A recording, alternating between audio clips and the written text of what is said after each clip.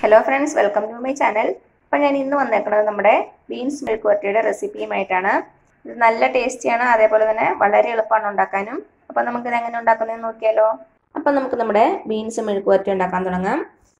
അതിനുവേണ്ടി ഞാൻ ഇവിടെ എടുത്തേക്കുന്നത് ഒരു 200 ഗ്രാമോളം ബീൻസ് ആണ്. നമ്മൾ ബീൻസ് എടുക്കുമ്പോൾ ഒത്തിരി മൂത്ത് പോകാത്ത ബീൻസ് എടുക്കാൻ ശ്രദ്ധിക്കുക. ഇളയ ബീൻസ് എടുക്കുന്നതാണ് ഏറ്റവും നല്ലത്. ആദ്യം നമുക്കിതൊന്ന് ചെറുതായിട്ട് കട്ട് ചെയ്യാം. കനം കുറച്ച് ഓവൽ ഷേപ്പിലാണ് ഞാൻ കട്ട് ചെയ്തേക്കുന്നത്.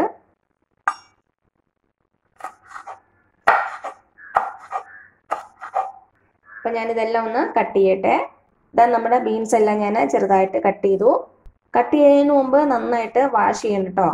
കട്ട് ചെയ്ത് കഴിഞ്ഞാൽ പിന്നെ കഴുകരുത്. അപ്പോൾ ഇതിവിടെ ഇരിക്കട്ടെ. ഇനി നമുക്ക് വേണ്ടത് 2 പച്ചമുളകും പിന്നെ ഒരു മീഡിയം സൈസ് സവാളയും. പച്ചമുളക് നിങ്ങളുടെ എരിവിനനുസരിച്ച് മാറ്റം വരുവേ. ഇത് നമുക്ക് ചെറുതായിട്ടൊന്ന് കട്ട് ചെയ്യാം. ഇനി വേണ്ടത് സവാള. അത് നീളത്തിൽ കനം കുറച്ച് കട്ട് ചെയ്താൽ മതി. അപ്പം നമ്മുടെ സവാളയും ചെറുതായിട്ട് കട്ട് ചെയ്ത് വെച്ചു, അതേപോലെ തന്നെ പച്ചമുളകും. പിന്നെ നമുക്ക് വേണ്ടത് കുറച്ച് തേങ്ങാക്കൊത്ത്. ഇത് നമുക്ക് ചെറിയ ചെറിയ പീസായിട്ടൊന്ന് കട്ട് ചെയ്തെടുക്കാം. അപ്പം നമ്മളെല്ലാം റെഡിയാക്കി വെച്ചു. ഇനി നമുക്ക് മെഴുക്കുവരട്ടി ഉണ്ടാക്കാൻ തുടങ്ങാം. അപ്പം നമ്മുടെ മെഴുക്കുവരട്ടി ഉണ്ടാക്കാൻ വേണ്ടി ഞാനൊരു ചീനച്ചട്ടി വെച്ചിട്ടുണ്ട്. ഇന്ന് ചൂടായിട്ട് വരട്ടെ. നമുക്കിനി ഇതിലേക്ക് എണ്ണ ഒഴിച്ചു കൊടുക്കാം. വെളിച്ചെണ്ണയാണ് കൂടുതൽ ടേസ്റ്റ്. അപ്പം നമ്മുടെ എണ്ണ ചൂടായിട്ടുണ്ട്. ഇതിലേക്ക് നമ്മൾ ആദ്യം തേങ്ങാക്കൊത്ത് ഇട്ട് കൊടുക്കാം. നിങ്ങൾക്ക് വേണമെങ്കിൽ കടുക് ചേർത്ത് കൊടുക്കാം. ഞാനിപ്പോൾ കടുക് ചേർക്കണില്ല.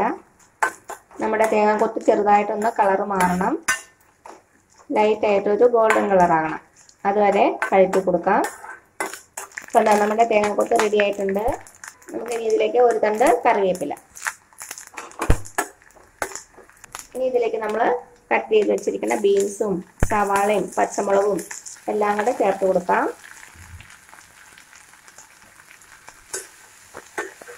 നന്നായിട്ടൊന്ന് മിക്സ് ചെയ്ത് കൊടുക്കാം. അപ്പം ഞാൻ തീ ഹൈ ഫ്ലെയിമിലാണ് വെച്ചേക്കുന്നത്.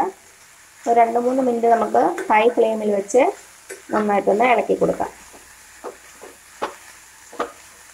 ഇപ്പോൾ 2-3 മിനിറ്റ് ഹൈ ഫ്ലെയിമിൽ ഒന്ന് ഇളക്കി കൊടുത്തു. ഇനി നമുക്ക് തീ കുറച്ച് വയ്ക്കാം. തീ കുറച്ച് വെച്ചിട്ട് ഇത് അടച്ച് വെച്ചൊന്ന് വേവിക്കാം. വെള്ളമൊന്നും ഒഴിക്കേണ്ട ആവശ്യമില്ല. ഇടയ്ക്കിടയ്ക്ക് ഇളക്കി കൊടുക്കണം. ഉപ്പും നമുക്ക് പിന്നെ ചേർത്ത് കൊടുത്താൽ മതി. നമുക്ക് അടച്ച് വെച്ച് കൊടുക്കാം. ഇടയ്ക്കിടയ്ക്ക് ഇളക്കി കൊടുക്കാൻ മറക്കരുത്.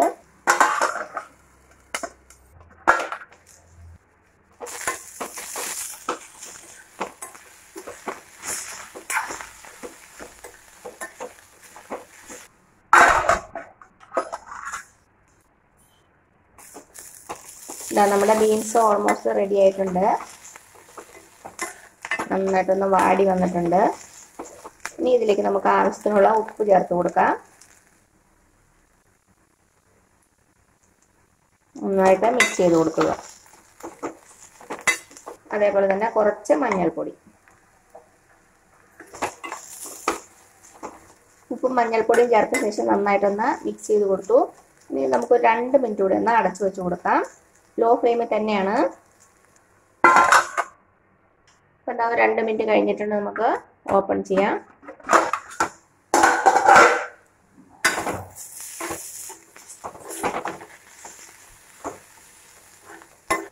നമ്മുടെ ബീൻസ് നന്നായിട്ട് വെന്തിട്ടുണ്ട്.